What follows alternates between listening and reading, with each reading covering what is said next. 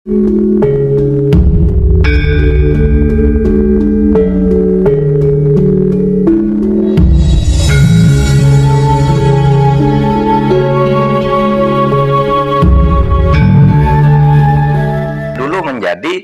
Yahya itu menjadi muftinya Belanda. Habib Utsman pengkhianat atau pejuang? Pengkhianat. Pengkhianat atau pejuang? Pengkhianat bangsa. Pengkhianat atau pejuang? Itu pengkhianat besar. Yang mengharamkan kita melawan Belanda justru itu Habib, yang jelas itu tertulis dalam sejarah. Nggak ada fatwa Habib Utsman yang mengharamkan jihad. Nggak ada, ya ikhwan. Jadi jangan terlalu naif, ditambah-tambahin, didramatisir. Seolah-olahnya Habib Utsman nih dekat sama Belanda, dibayar Belanda, antek Belanda, fitnah. Bahkan Habib Utsman selama jadi mufti nggak mau terima gaji dari Belanda. Itu aja udah menunjukkan sikap, saudara. Ihtiyat, warok. Nggak mau makan duit dari Belanda. Lalu kenapa jabatan muftinya diterima? Lihifdil ummah, liriayatil ummah, untuk menjaga maslahat umat Islam. Ba'alawi kalau bagi saya bukan turunan Nabi, karena dari filologi jelas ya. Kemudian dari historik jelas, juga DNA yang terakhir itu. Jadi saya tidak percaya. Di tubuh Anda mengalir darah Rasulullah, ya. Di dalam tubuh saya mengalir darah Rasulullah. Kenapa? Hah? Iri. Bahwasanya Pak Alawi nasabnya terputus, walaupun sedunia ngakuin, gue kagak bakal ngakuin. Lagian siapa yang minta pengakuan lu? Segala sesuatu yang jelas kalau diperdebatkan menjadi nggak jelas. Tidak ada manusia menjadi sesat setelah dia dari itu tahu kebenaran, kecuali karena banyak debat. Nanti sholat diperdebatkan. Kesesatan itu terjadi setelah jelas karena banyak debat. Habib itu meskipun mabuk, berzina, itu jangan dimarahi, karena kalau Habib itu pasti masuk surga. Aduh, dari mana? Dan ini tidak ada yang menjawab bahwa ini tidak benar gitu. Tidak ada Habib yang menjawab gitu, bahwa ini loh yang dikatakan. Tidak ada tuh yang menjawab. Orang mengatakan Habib itu kalau berzina, Habib kalau minum minuman keras dia masih suci. Cari siapa? Habib siapa yang ngomong? Makanya kalau ngomong tuh kalau ada Habib mabuk, berbuat dosa, judi, itu masuk surga. Makanya saya tanya, siapa Habibnya? Hah?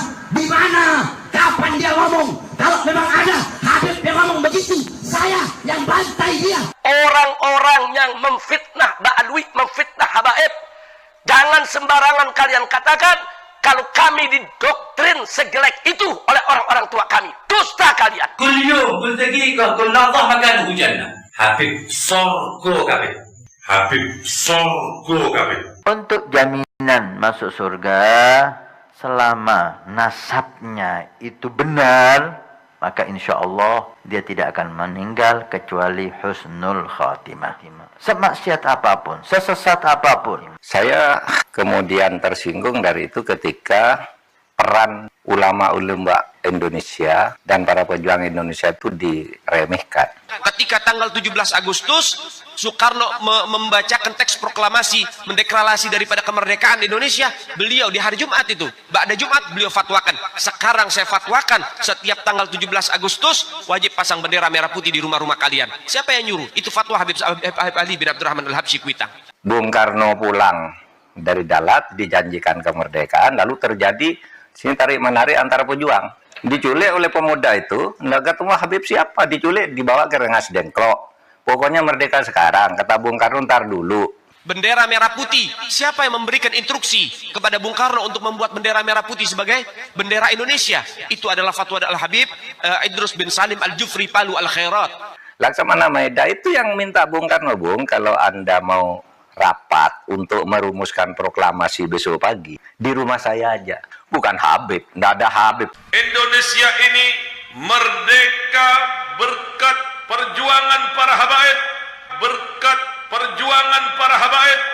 Tapi kemerdekaan bangsa ini adalah hasil perjuangan habaib, hasil perjuangan habaib. Indonesia merdeka berkat perjuangan para habaib, berkat perjuangan para habaib. Jadi Anda jangan berpikir, ini habaib di Indonesia jasanya apa? Banyak, itu yang baru kecatat.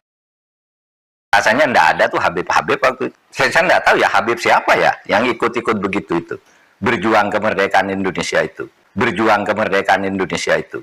Yang namanya terkenal ya. Jepang lebih banyak membantu daripada Habib. Kalau Jepang tuh memfasilitasi kemerdekaan itu sejak awal masuk.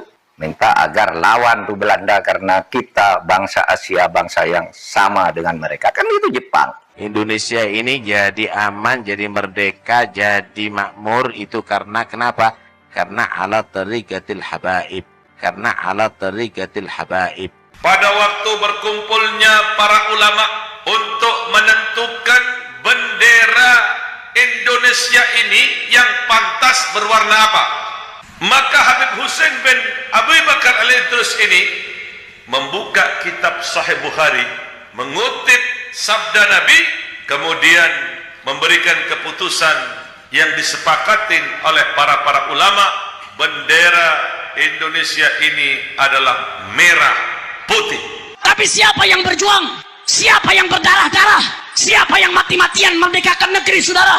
Mereka habaib, mereka habaib. Iya, itu yang saya rasakan. Saya merasa terpukul tuh marwah kebangsaan saya itu. Marwah bahwa nenek saya dilecehkan. Dianggap pemimpin-pemimpin saya, guru-guru saya, kiai-kiai saya dianggap kepalanya tuh di bawah Habib gila sekalipun katanya kan. Habib gila pun. Kalau turun Nabi gila sekalipun enggak apa-apa itu masuk surga kan gitu.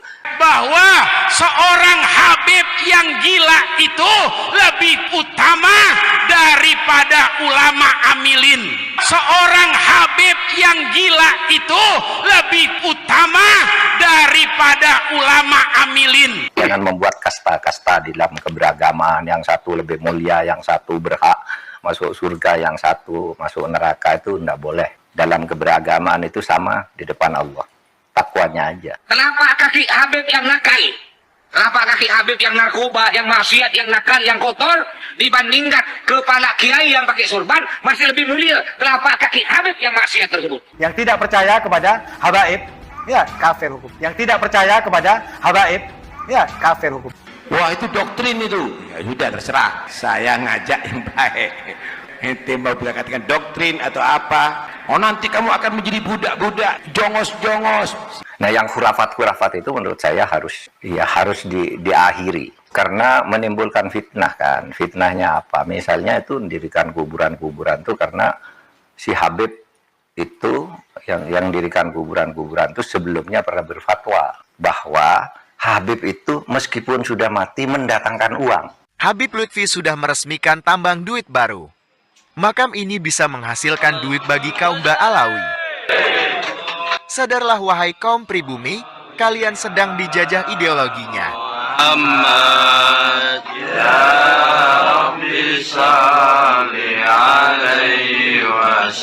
Lihatlah gaya si Lutfi. Beliau terkenal sebagai pemalsu makam keramat yang ada di seluruh Indonesia. Dengan bermodalkan penampilan dan cerita dongeng serta mengaku cucu Nabi, maka uang akan datang dengan sendirinya.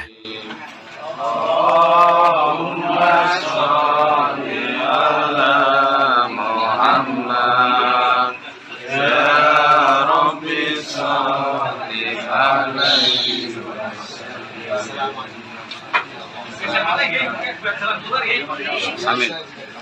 Dan gitu kan, itu kan fatwanya waktu itu agar orang menyembah. Lah, kok ujung-ujungnya lalu membuat kuburan agar orang bersedekah di situ? Kan tidak benar. Kok ujung-ujungnya lalu membuat kuburan agar orang bersedekah di situ? Kan tidak benar. Orang bersedekah agar ini dianggap Habib keramat. Alap-alap Mataram mulai bergerak untuk membasmi makam-makam Habib yang mendompleng nama leluhur Mataram. Kita putuskan, Bapak berdua ikhlas nggak ini kita eksekusi? Namanya, di sana kita tutup. Kalau yang Habib Umar. Habib Umar, ya kalau yang Habib Umar monggo. Ridho ya, Ridho. Kalau saya saya anu Ridho. Oke, gimana Pak? Siapapun yang mengacak-acak bumi Mataram, ini Mataram, ini Nusantara, jangan main-main sama leluhur. Bismillah ya Pak ya. Habib Umar bin siapa nggak ada. Kalau mereka mengatakan sejarah lalu tidak ada tindak pidananya, tetapi kalau sengaja memalsukan sejarah itu namanya berita bohong. Tidak boleh. Ada pasalnya? Ada pasalnya, banyak kalau itu pasalnya. Makam Ki Gede Ceper atau Syekh Jabar, putra daripada Kanjeng Sunan Bonang. Kami siap untuk membongkar yang makam keramat palsu. Maka itu doakan kami semoga kita semua diselamatkan oleh Allah Subhanahu wa taala dari apapun mara bahaya. Ini demi kepentingan umat, agar akidah kita ke depan terselamatkan. Allahu Akbar.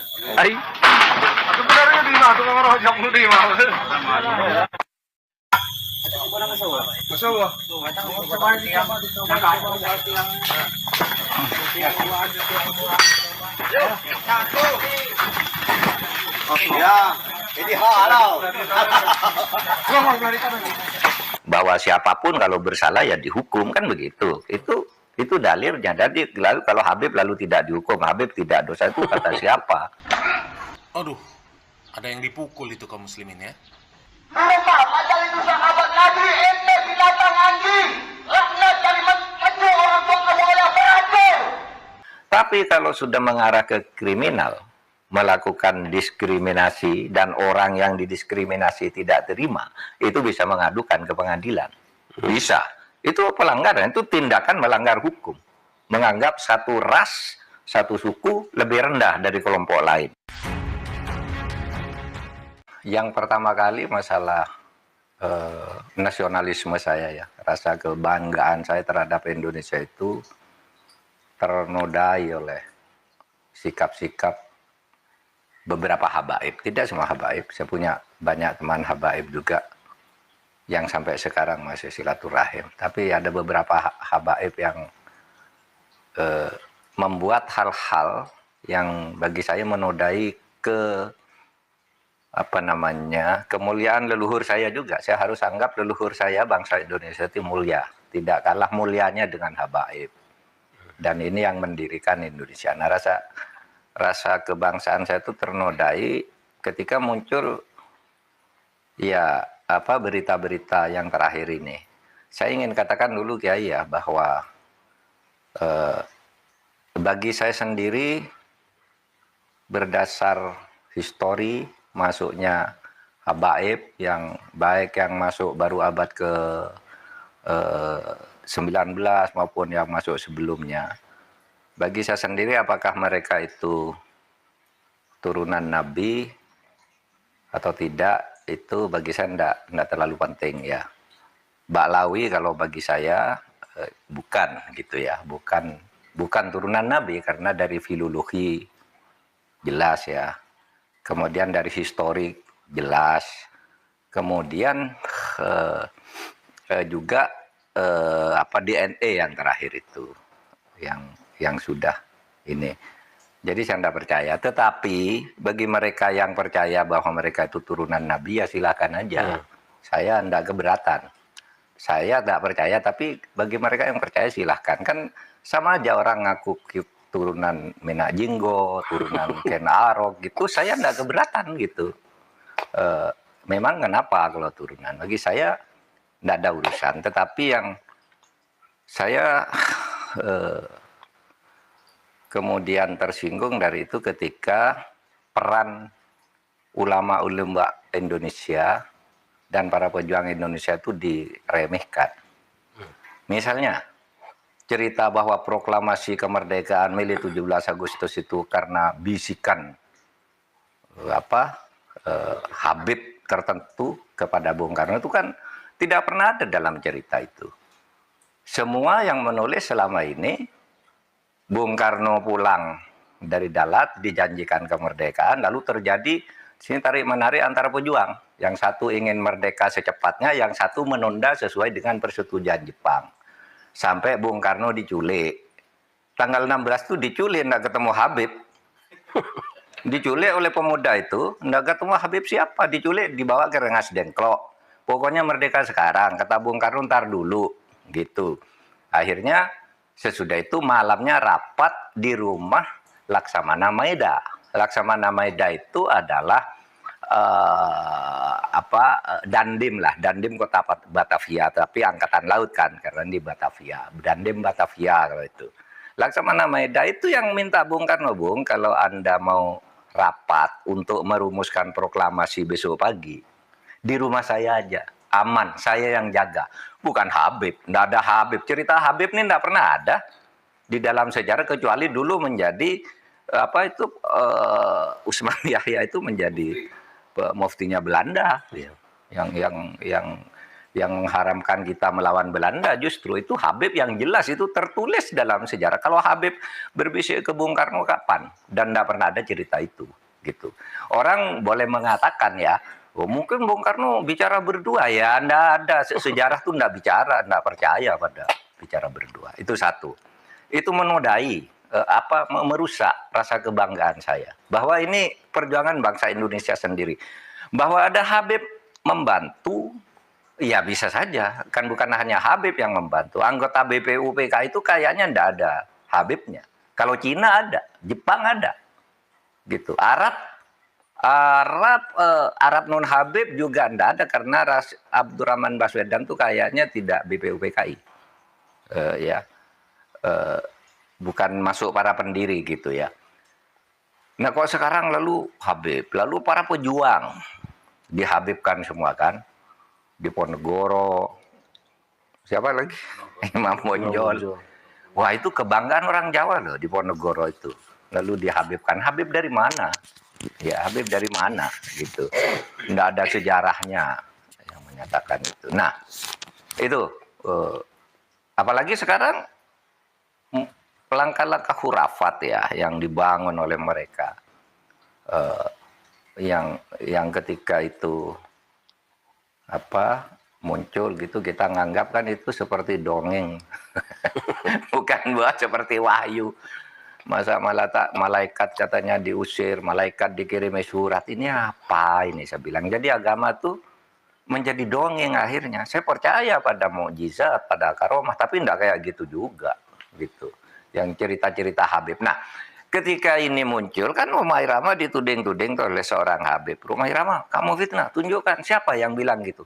Kan kemudian muncul semua nih, ngomong ini ngomong ini ngomong ini. Ada yang macam-macam bahwa satu kaki Habib itu lebih tinggi, lebih mulia dari 70 kepala kiai. Kan gitu, itu kan penghinaan betul. Kalau orang tidak terhina dengan ini, saya kira tidak rasa kebangsaannya rendah. Karena itu dinyatakan, harusnya ditegur lah oleh kelompok habaibnya sendiri. Ada yang bilang juga Habib itu meskipun mabuk, berzina, itu jangan dimarahi. Karena kalau Habib itu pasti masuk surga. Aduh dari mana? Nah kalau gitu, dan ini tidak ada yang menjawab bahwa ini tidak benar gitu, tidak ada Habib yang menjawab gitu. Bahwa ini loh yang dikatakan, kan tidak ada tuh yang menjawab. Hanya berkekeh aja bahwa Habib itu berperan di Indonesia, Habib itu wali, Habib macam-macam gitu. Nah oleh sebab itu, bagi saya ya silakan, Anda keturunan Ba'alawi gitu kan, ya silakan. Saya keturunan Mahmudin gitu, ya kan sama aja. Anda keturunan Minajinggo, tidak apa-apa, Minajinggo juga. Bagi saya sama aja Minajinggo atau Ba'alawi gitu, Kenaro gitu. Artinya mereka ini mempunyai kedudukan yang sama di depan hukum dan pemerintahan. Nah yang khurafat-khurafat itu menurut saya harus diakhiri sekarang, karena menimbulkan fitnah kan. Fitnahnya apa? Misalnya itu mendirikan kuburan-kuburan itu karena si Habib itu yang dirikan kuburan-kuburan itu sebelumnya pernah berfatwa bahwa Habib itu meskipun sudah mati mendatangkan uang, kan gitu kan. Itu kan fatwanya waktu itu agar orang menyembah. Lah kok ujung-ujungnya lalu membuat kuburan agar orang bersedekah di situ, kan tidak benar. Orang bersedekah agar ini dianggap Habib keramat. Ada di daerah Jawa Timur itu ada kuburan korban PKI tahun 65. Dulu disebut Sayyid Y gitu, kalau Jawa Timur kan Y gitu. Nggak ada yang peduli. Lalu tiba-tiba beberapa tahun terakhir ini itu dibangun di sini, dibangun Habib ini, orang berbondong-bondong. Kenapa? Ini siapa? Nggak jelas kan? Nah yang begitu itu membodohi bangsa Indonesia. Tapi saya ya hormat aja pada Habib-Habib seperti saya menghormati orang lain gitu. Karena kedudukannya bagi saya di depan hukum dan pemerintahan sama aja. Gitu. Kiai. Ya, jelas ya. Jadi beliau punya dua kesimpulan. Yang pertama, semua manusia sama. Ya. Mau Bani Menajingo, mau Bani Ken Aro, Ken Dedes, apa yang lainnya lah, atau Bani Toshiba misalnya, sama saja. Yang kedua bahwa beliau tidak terima, tidak terima kalau leluhurnya itu dihinakan, menganggap bahwa leluhur bangsa Indonesia ini tidak berjuang. Ya. Seakan-akan kuburan-kuburan para pejuang pahlawan itu nggak ada nilainya. Justru orang yang selama ini dianggap sebagai pro kepada penjajah kok malah dipahlawankan. Mungkin itu Prof. Iya, iya. Jadi betul. Jadi yang membantu Indonesia itu berjuang sendiri. Satu-satunya bangsa yang mengusir penjajahnya adalah orang Indonesia dan bangsa Indonesia sendiri. Bahwa ada orang lain yang membantu bukan hanya Baba Alawi, Baba Alun juga. Baba Alun, iya kan? Iya. Baba Jack Ma. Belanda dulu yang mendirikan partai politik pertama di Indonesia itu dulu Belanda, namanya Eduard Weizsäcker. Multatuli. Iya, itu kan membantu Indonesia, gitu. Bukan hanya Habib. Jadi Jepang lebih banyak membantu daripada Habib. Malah kalau Jepang tuh memfasilitasi kemerdekaan itu sejak awal masuk. Minta agar lawan tuh Belanda karena kita bangsa Asia, bangsa yang sama dengan mereka. Kan itu Jepang. Sampai kita bangkit semua.